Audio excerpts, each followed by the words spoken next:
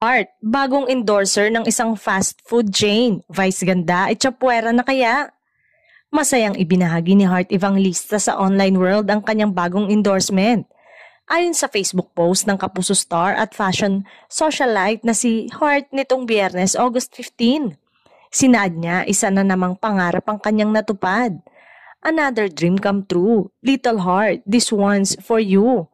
Panimula niya sa kanyang caption. Makikita rin sa post ang tila behind the scene photos ng advertisement ni Hart sa loob ng sikat na fast food chain na McDonald's o McDo.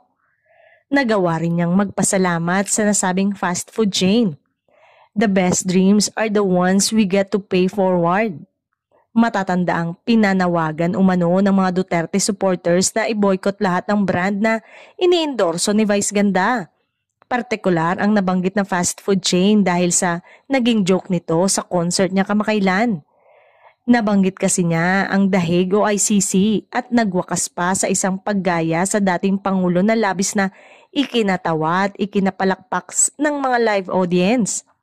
Samantala, wala pang pahayag si Vice Ganda kaugnay sa bagong endorser ng McDo. Ganon din ang fast food chain kung tuluyan na ba nilang aalisin ng komedyante.